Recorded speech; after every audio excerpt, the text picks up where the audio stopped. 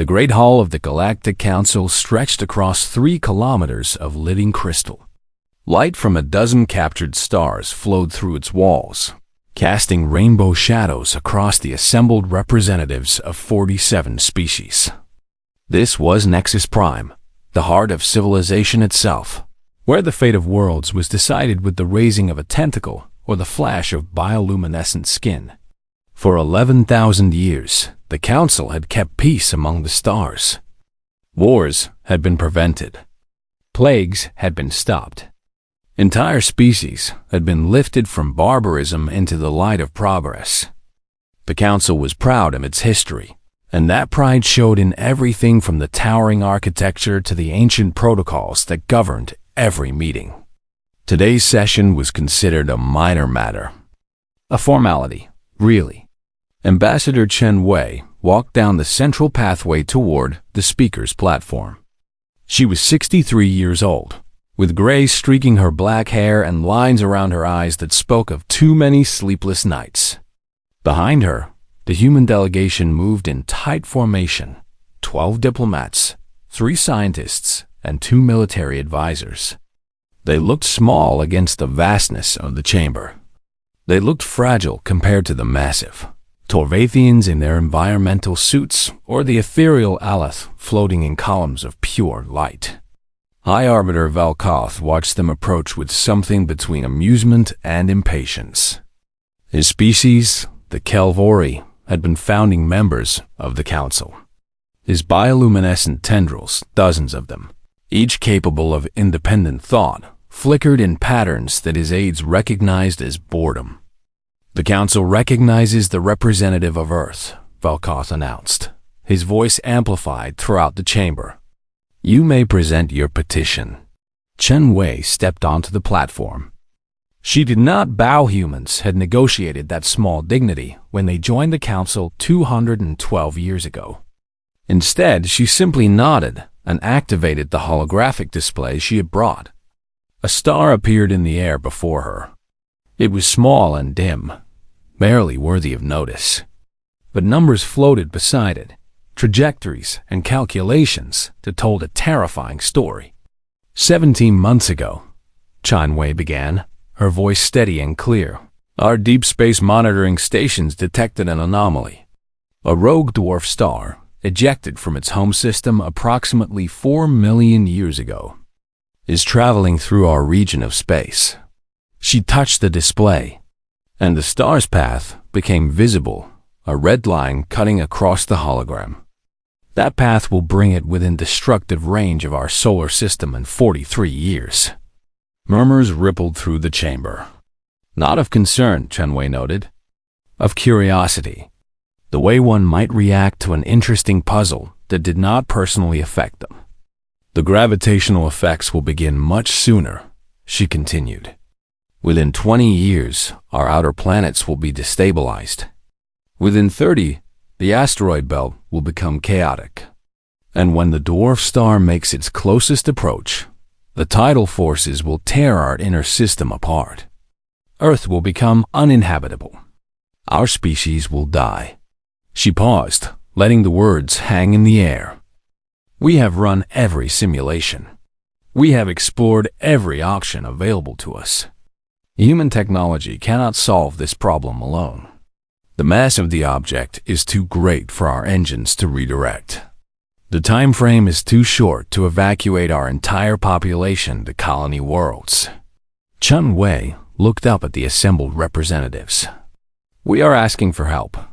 More specifically, she explained. They were asking for access to the graviton array.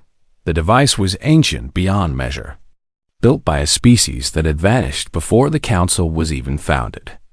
It can manipulate gravity on a stellar scale push or pull objects of tremendous mass. It had been used twice in recorded history, both times to save worlds from natural catastrophe. Earth has been a loyal member of this Council for over 2 centuries, Chen Wei said. Our people have served alongside yours in dozens of cooperative efforts. We have shared our knowledge freely.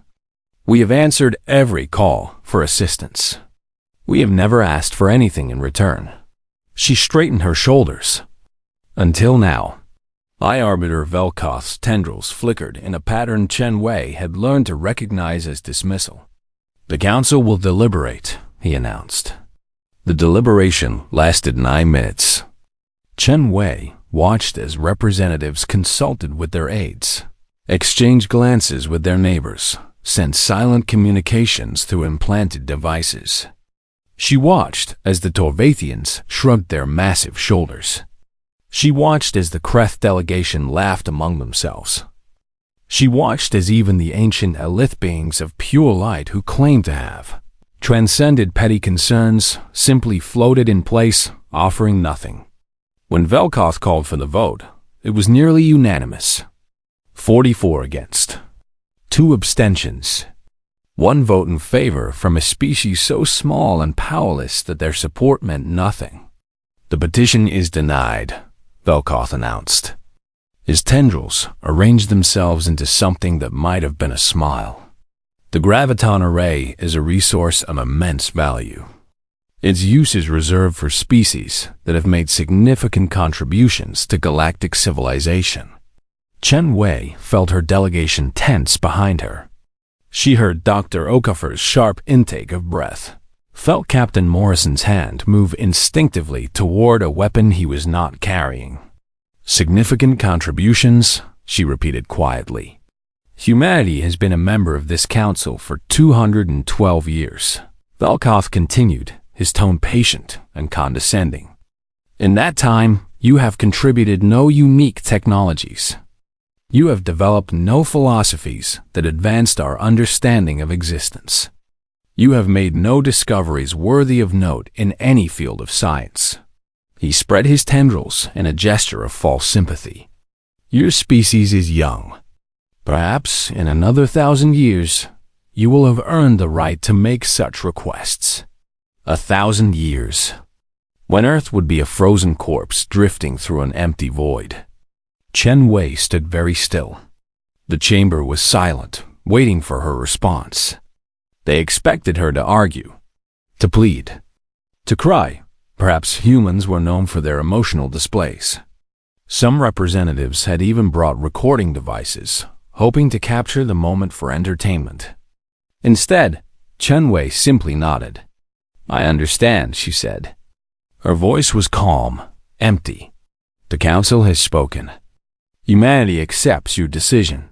She gathered her documents. She turned off the holographic display. She walked back up the central pathway, her delegation falling into step behind her. Not one of them spoke. Not one of them looked back. The great doors of the chamber closed behind them with a sound like thunder. High Arbiter Velkoth watched them go. For a moment, just a moment, he felt something cold settle in his chest. The human ambassador had not reacted the way he expected. She had not begged. She had not threatened. She had simply accepted and walked away. It was, he realized, the response of someone who had already decided what to do next. But the feeling passed quickly. Humans were insignificant, after all. What could they possibly do? The council moved on to other business. They would not think about Earth again for 3 weeks. And by then, it would be far too late to undo what they had set in motion. Captain Vrenkath was having the worst day of his 300-year life. The Torvathian freighter, Endless Horizon, drifted in the cold darkness between stars. Its engines dead, its backup systems failing one by one. What should have been a routine cargo run had turned into a disaster when a micrometeorite, so small it had not even triggered their sensors, had punched through the engine housing and destroyed their primary drive. Now they were stranded. 17 crew members, floating in a metal coffin, watching their oxygen slowly drain away. "Any response from the distress signal?" Vrenkath asked his communications officer.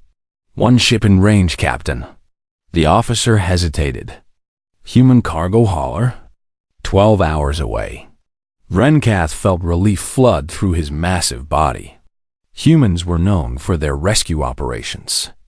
They had pulled Torvathian ships out of danger dozens of times over the centuries. It was what they did. "Open a channel," he ordered. "Let them know our situation." The message went out. The response came back almost immediately. "Torvathian vessel Endless Horizon. This is the human ship, Margaret Chun. We have received your distress signal." A pause. "We are changing course now." Renkath allowed himself to relax. They would be fine. The humans would come, just as they always did. And his crew would survive to tell stories about this misadventure. But something was wrong. "Captain," the navigation officer said slowly, "the human ship is not coming toward us." "What?" "They changed course, but they're moving away. They're leaving the sector entirely." Renkath grabbed the communication controls himself. "Human vessel, you are obligated by Section 14 of the Compact to render assistance to ships in distress. Respond immediately." The reply came as text only. Cold words on a screen. "Humanity has been deemed of insignificant contribution to galactic civilization. We would not presume to impose our crude assistance upon a superior species. We are certain the Galactic Council will provide for your needs. Safe travels." The channel closed. Renkath stared at the screen in disbelief. This was impossible. Humans did not behave this way. They were helpful to a fault, always rushing to aid anyone in need, regardless of species or politics. It was one of the few things the galaxy agreed upon about them. The Endless Horizon drifted for 41 hours before a council patrol finally arrived. By then, 6 crew members had died from oxygen deprivation, including Renkath's youngest nephew. It was the first incident. It would not be the last. Across the galaxy, humanity began to withdraw. On the colony world of Thesan IV, the Venusian plague was spreading through the population. The disease was devastating, a 90% mortality rate among the native Dasani people. For 3 years, human medical teams had been working alongside local doctors, developing treatments, caring for the sick, burning themselves out in the effort to save lives. 2 days after the Council's decision, the human medical teams packed their equipment and left. They offered no explanation. They filed no complaints. They simply stopped showing up. The Dasani health minister sent desperate messages to Earth, begging for help. The responses were polite and empty. "We appreciate your concern and value our past cooperation. However, as humanity has been deemed of insignificant contribution to galactic civilization, we feel it would be inappropriate for us to continue offering our crude medical assistance. We are confident that species of significant contribution will step forward to aid you in your time of need." The plague would kill 2 million. The Zani before the Kreth hegemony finally developed their own treatment. Treatment that human researchers had been within months of completing. On the Outer Rim, 17 communication relay stations went dark.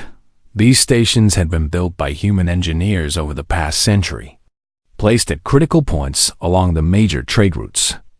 They boosted signals, coordinated traffic, provided emergency navigation data. No one had asked humans to build them. They had simply seen a need and filled it. Now, human technicians were recalling their equipment. The stations would continue to function on automatic for a while, but without maintenance, they would eventually fail.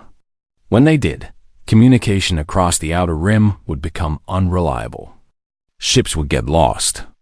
Deals would fall through. People would die. The Council received reports of each incident. They received protests from merchants whose ships were stranded. They received complaints from colony worlds whose supplies were delayed. They received increasingly frantic messages from species who had grown to depend on human assistance in 1,000 small ways. High Arbiter Velkoth called a meeting of the Inner Circle, the 5 most powerful species on the Council. "The humans are throwing a tantrum," he declared. They are upset about our decision, and they are acting like children. Children with a very effective strategy, muttered the Kreth representative. Our shipping losses have increased by 15% in the past month alone. They are not violating any laws, observed Kethranus, the ancient Aleth. Their voice was thoughtful, concerned in a way that made Velkoth uncomfortable. They are not attacking anyone. They are not making threats. They are simply stopping. Stopping what? Velkoth demanded. Everything, Kethranus replied. Everything they were doing that we never noticed. Everything they gave that we never acknowledged. They are showing us High Arbiter. They are showing us what their insignificant contributions actually meant. Velkoth's tendrils flickered with anger. This is blackmail, is it? The Elis light pulsed gently. They asked for help. We refused. They asked for nothing more. They made no threats. They simply accepted our decision and then acted accordingly. A pause that seemed to stretch across centuries. If our civilization begins to suffer because one species stops helping, what does that tell us about how much we depended on them? The inner circle had no answer. Meanwhile, across 1,000 worlds, the silence continued to spread. Human teachers left their posts at multicultural academies. Human translators stopped answering calls from diplomatic services. Human pilots resigned from joint military exercises. Human scientists withdrew from research collaborations. None of them were angry. None of them made accusations. They were simply, quietly, politely absent. And in that absence, the galaxy began to understand something it had never considered before. Humans had been everywhere. Not in positions of power or prestige. The Council had made sure of that. But in all the small places, all the thankless jobs, all the roles that no one else wanted to fill. They had been the ones who answered distress calls in the middle of the night. They had been the ones who volunteered for dangerous rescue missions. They had been the ones who stayed late to fix broken equipment, who learned alien languages no one else bothered to study, who showed up at disasters with food and medicine and willing hands. They had been insignificant. Just like the Council said, and now the galaxy was learning what that insignificance had actually been worth. 6 months after the Council's decision, the Kreth hegemony discovered a problem. Minister Draxel sat in his office on the homeworld, staring at a report that made no sense. The hegemony's communication network, the vast web of signals that connected their 100-colony worlds, was breaking down. Messages were being delayed. Translations were failing. Trade negotiations that should have taken hours were stretching into days as simple. Misunderstandings multiplied into diplomatic incidents. Explain this to me, Draxel demanded of his technical advisor. We have the most advanced communication systems in the Council. How can they be failing? The advisor shifted nervously. The systems themselves are functioning, Minister. The problem is the translation algorithms. What about them? They were not written by us. The advisor pulled up a technical document, pointing to lines of code. The core translation software, the programs that allow our languages to be understood by other species, was developed by human linguists. It was contributed freely to the Galactic Network over a century ago. Every species uses it. Every communication system depends on it. Draxel felt cold. And the humans have stopped updating it. The advisor swallowed hard. Languages change, Minister. New words are created. Old meanings shift. The translation algorithms need constant adjustment to keep up. The humans were doing that work, quietly, without payment or recognition. Now they have stopped. Then we will do the work ourselves, Draxel snapped. We have tried. The advisor's voice dropped to a whisper. We do not understand how the algorithms work. The mathematics involved, the humans use techniques we have never seen before. Our best programmers say it would take decades to fully comprehend the system, and by then, the damage will be done. On the other side of the galaxy, the Synthesis Collective was facing their own crisis. The Collective was a machine intelligence, vast network of artificial minds that had achieved consciousness 3,000 years ago. They were logical, efficient, and utterly dependent on their food production systems. Unlike organic species, the Collective did not eat in the traditional sense, but they maintained billions of organic workers who did. Those workers needed to be fed. The Collective's hydroponic systems were the most advanced in known space. They could grow food in any environment, under any conditions, with minimal resources. They had been the model for agricultural development across the Council. But now, the crops were failing. Analysis complete, reported one of the Collective's primary notes. The hydroponics designs we have been using for the past 800 years were adapted from human agricultural patents. The efficiency improvements that made our systems viable were developed by human botanists. The genetic modifications that allowed our crops to thrive in artificial environments were created by human scientists. This information was not in our records, another note observed. The humans did not ask for credit. They did not file patents or demand compensation. They simply shared their knowledge with anyone who asked. A pause as the Collective processed this new understanding. We asked. They gave. We never considered what would happen if they stopped giving. The Collective sent a request to Earth, asking for technical assistance with their failing systems. The response was identical to all the others. We appreciate your concern and value our past cooperation. However, as humanity has been deemed of insignificant contribution to galactic civilization, we feel it would be inappropriate for us to continue offering our crude agricultural assistance. We are confident that species of significant contribution will step forward to aid you in your time of need. Across the Council, species were making similar discoveries. The Torvathians learned that 60% of their emergency response protocols had been written by human disaster specialists. The Aleth discovered that the meditation techniques they used to stabilize their light forms had been refined by human psychologists, who had spent decades studying their unique consciousness. The Molkith realized that the grain they depended on for survival had been genetically enhanced by human farmers during the Great Famine 70 years ago. Human fingerprints were everywhere. Not on the great monuments or the famous discoveries. Those belonged to other species. But on the small things. The invisible foundations.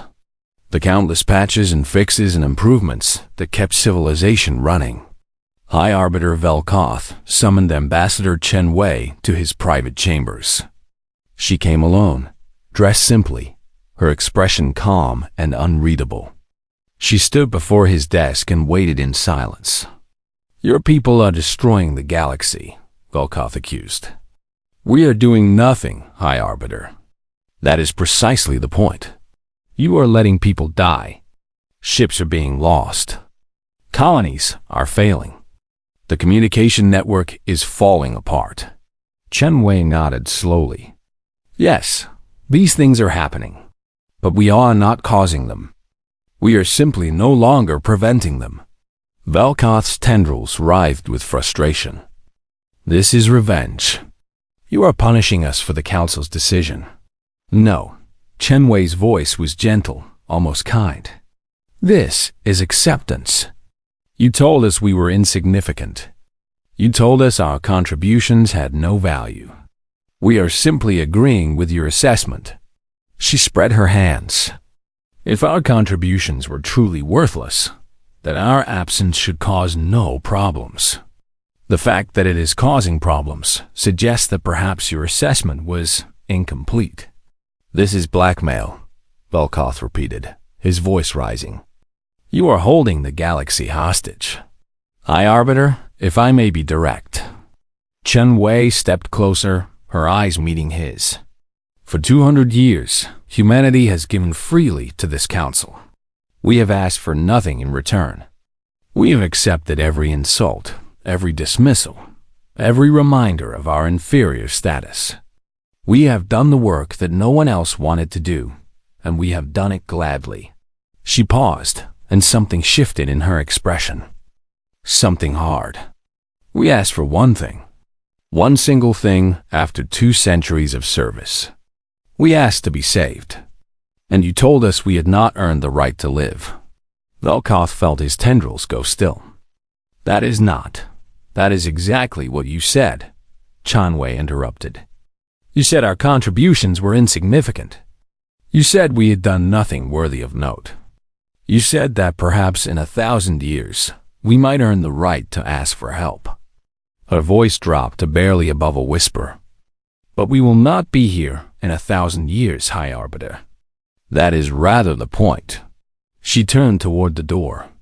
"Ambassador," Velkoth called out, "what do you want? Tell me what you want, and perhaps we can negotiate." Chen Wei stopped but did not turn around. "We wanted to matter," she said quietly. "We wanted to know that our lives meant something to someone other than ourselves. We wanted to believe that the galaxy we had served so faithfully would not simply let us die." She opened the door. "Now we know the answer to that question. And now, so does everyone else." The door closed behind her, and Velkoth was left alone with the silence. Outside his window, the stars burned cold and indifferent. And somewhere out there, a rogue dwarf star continued its slow journey toward a small blue world that the galaxy had decided was not worth saving. The High Arbiter sat in the darkness for a long time, thinking about insignificance. The emergency session was called at midnight, Galactic Standard Time. Representatives stumbled into the Great Hall in various states of exhaustion and confusion. Many had been pulled from sleep. Others had interrupted critical negotiations. A few had traveled from distant worlds on ships pushed to their maximum speed. No one knew what was happening. The Aleth had called the meeting, and the Aleth never called meetings. In 11,000 years of council history, the beings of living light had always been observers, advisors, voices of ancient wisdom who spoke only when spoken to. Tonight, they had demanded to be heard. Catherinus floated at the center of the chamber, their light brighter than anyone had seen in centuries. Around them, holographic displays filled the air, thousands of documents, records, reports, images stretching back through 200 years of history. High Arbiter Velkoth took his seat, his tendrils arranged in patterns of careful neutrality. He had not slept in 3 days. The reports from across the galaxy were growing worse by the hour. The communication network was failing. Trade was collapsing. 3 colony worlds had declared states of emergency. And still, the humans remained silent. "The Council recognizes the representative of the Aleth," Velkoth announced. "You may speak." Catherinus turned slowly, their light touching each representative in turn. When they spoke, their voice filled the chamber like music. "We have been alive for 9 million years," they began.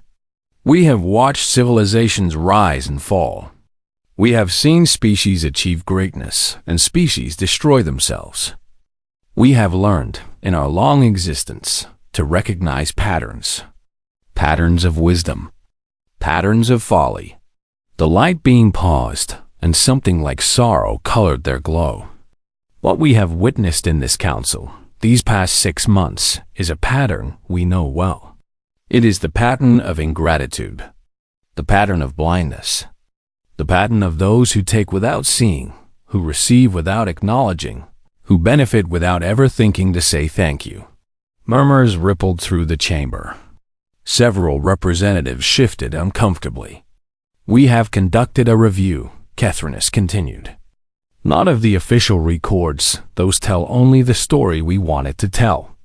We have reviewed the footnotes, the incident reports, the small documents that no one ever reads. We have searched the archives for mentions of human activity since they joined this council. The holographic displays began to organize themselves, forming a timeline that stretched from one end of the chamber to the other. This is what we found. The first image appeared. A ship, badly damaged, drifting in the void between stars. 43 years ago, the Aleth research vessel Eternal Light was stranded in the region your species called the Void Between. Our engines had failed. Our light was fading. We sent a distress signal, expecting no response. No species had ever successfully navigated that region to perform a rescue. The image changed to show a human ship, small and primitive looking, approaching through a storm of radiation. A human vessel answered. They had no experience with the void. Their shielding was inadequate. Their navigation systems were not designed for such conditions. They came anyway. Catherine's light flickered. 11 human crew members died during the rescue. Their captain refused to turn back, even when his own ship began to break apart around him. He said, and I remember his exact words, "We don't leave people behind." Silence in the chamber. "We never thanked them," Catherine said. "We never acknowledged their sacrifice. We simply returned to our observations, and the humans never mentioned it again." The next image appeared. A world brown and dying, its fields barren. 70 years ago, the Molkith famine. A crop disease had destroyed their food supply. 3 billion people were starving. The image shifted to show human ships descending through the atmosphere. Human cargo vessels deliver grain for 18 months.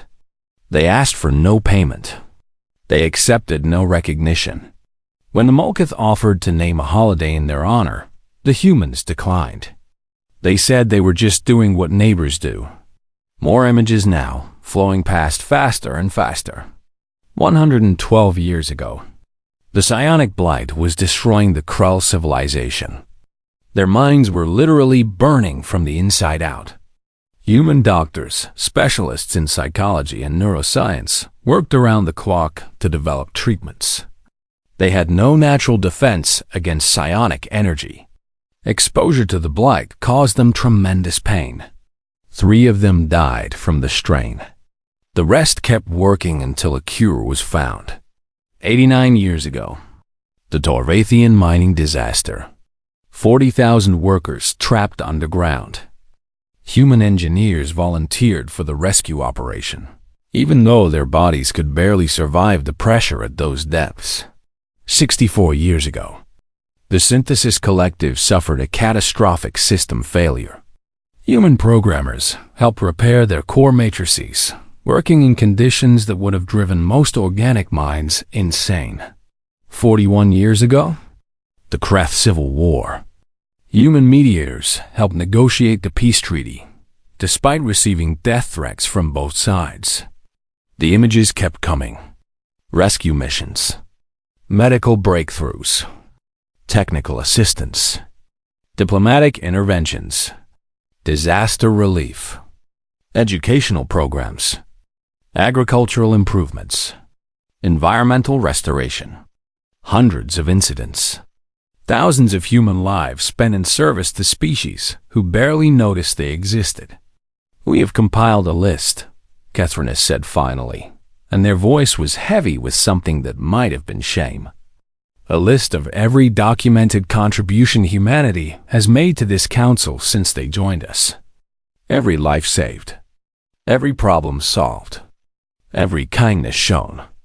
A document appeared in the air page after page after page, scrolling endlessly upward. The list is 300 pages long. The chamber was silent. Representatives stared at the scrolling document, watching names and dates and descriptions flow past like a river of forgotten history. 300 pages, Catherine repeated. 300 pages of ways humanity served this galaxy, while we called them insignificant. While we dismissed their contributions as crude and primitive. While we told them they had done nothing worthy of note. The Aleth turned to face High Arbiter Velkoth directly. "We were not merely wrong, High Arbiter. We were ungrateful. We were blind. We took everything they offered and gave nothing in return.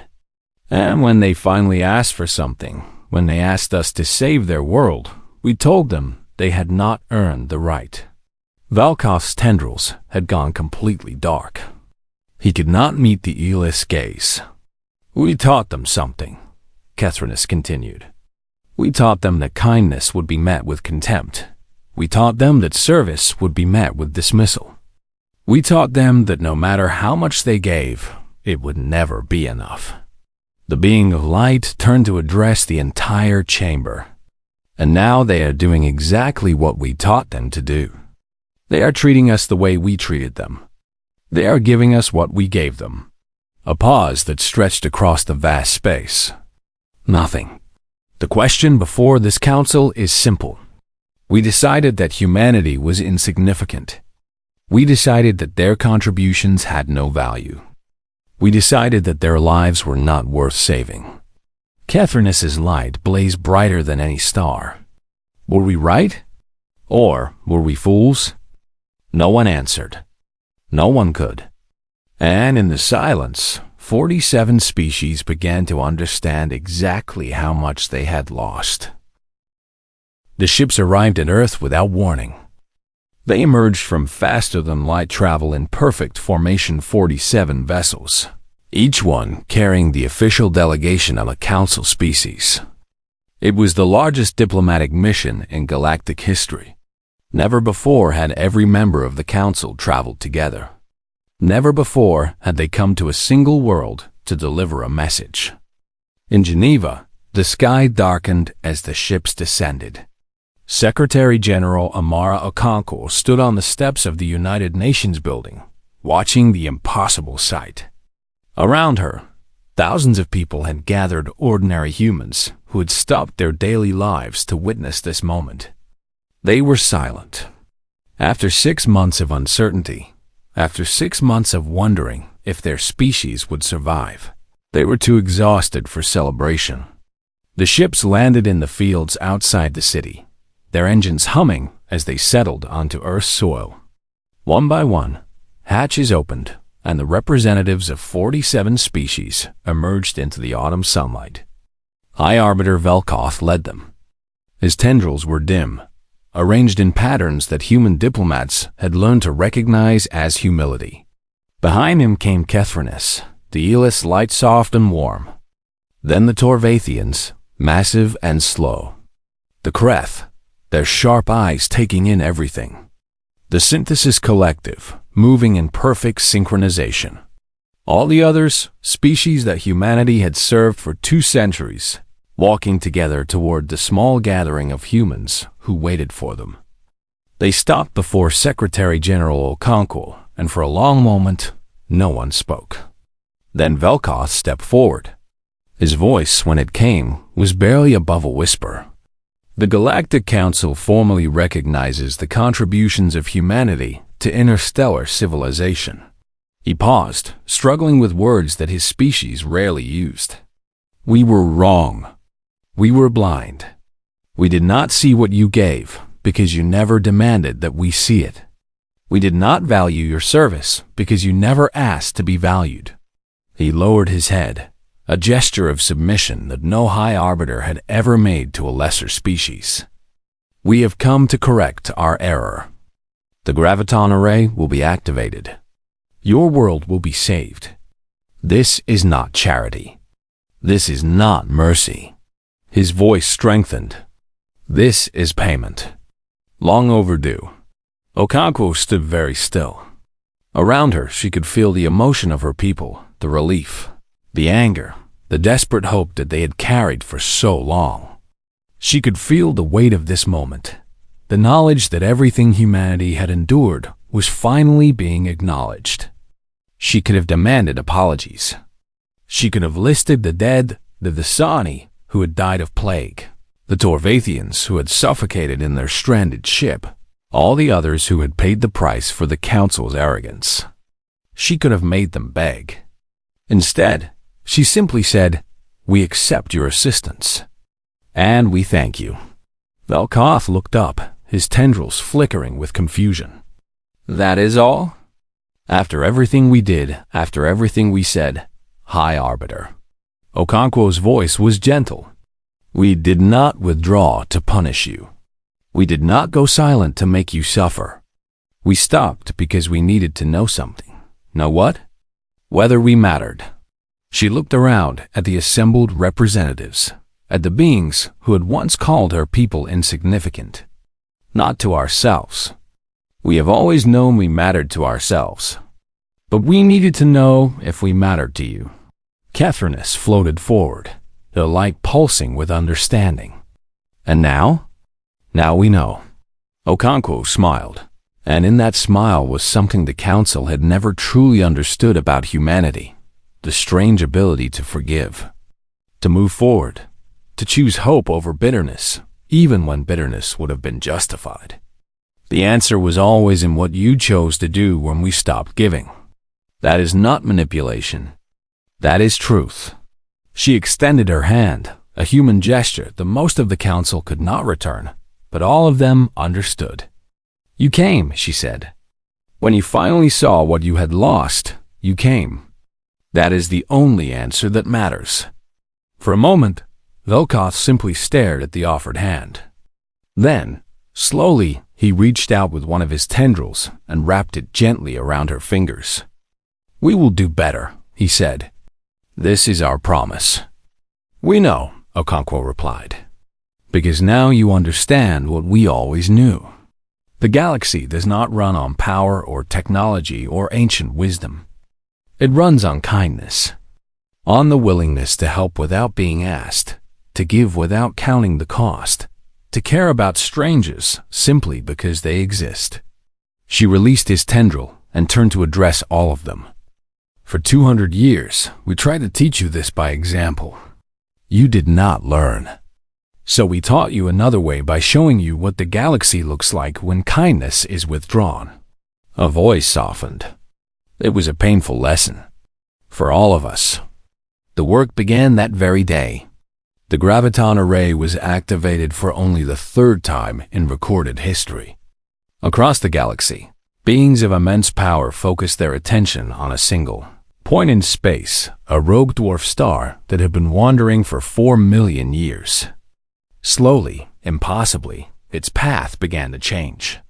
The calculations would take years to complete, but the projections were clear. Earth would survive. Humanity would live. But that was not the only change. In the months that followed, human ships returned to the space lanes. Human doctors rejoined the medical teams on Thesan 4, working alongside local physicians to finally end the plague. Human engineers restored the communication relay stations, bringing light back to the outer rim. Human teachers returned to their classrooms, human translators to their posts, human pilots to their ships. The galaxy returned to normal. Or rather, it returned to something better than normal. Because now, when a human ship answered a distress call, the rescued crew said thank you. When human researchers shared their discoveries, their names appeared in the credits. When human volunteers worked through the night to solve some crisis, someone noticed. Someone remembered. The council established a new holiday Human Appreciation Day. It was called. The humans found this embarrassing and tried to convince them to stop, but the council insisted. It was, they explained, the least they could do. Ambassador Chen Wei returned to her post on Nexus Prime. She walked through the same crystal halls where she had once been dismissed as insignificant. Now, representatives bowed as she passed. They asked her opinion. They listened when she spoke. She found it all slightly ridiculous, but she accepted it with grace. One evening, Catherinus came to her quarters. The ancient being floated in the doorway, their light gentle in the darkness. May I ask you something? They said. Chen Wei set aside the report she had been reading. Of course. When you walked out of the council chamber that day, when we denied your petition, you showed no anger, no despair. You simply accepted and left. Catherinus moved closer. You already knew what you were going to do, did you not? You had already decided to withdraw. Chen Wei was quiet for a long moment. Then she smiled. We are a young species, she said. We have been told this many times. We are crude, primitive, insignificant. She looked out the window at the stars. But we have learned some things in our short existence. We have learned that words often mean nothing. We have learned that promises are easily broken. We have learned that the only way to know someone's true values is to see what they do when it costs them something. She turned back to Catherine's. So yes, when the council told us we had no value, we decided to test that claim. We decided to see what the galaxy would do when we stopped being valuable. A pause. And we learned the answer. You learned that you mattered, Catherine said softly. We learned that we mattered, Chen Wei agreed. But we also learned something else. Something more important. What? Chen Wei smiled again, and in her eyes was the wisdom of a species that has survived ice ages and plagues and wars and its own worst impulses. We learned that you can learn, that you can change, that when you finally saw the truth, you came. She reached out and touched the Elis light. That is worth more than any apology. That is worth more than any ancient technology. Why? Catherine asked. Because it means there is hope. Chen Wei turned back to the window, to the vast darkness filled with countless stars. Hope for all of us, together. And somewhere in the endless night, a rogue star slowly changed its course, turning away from a small blue world that had finally been recognized for what it was. Not insignificant at all, but the heart of everything that mattered.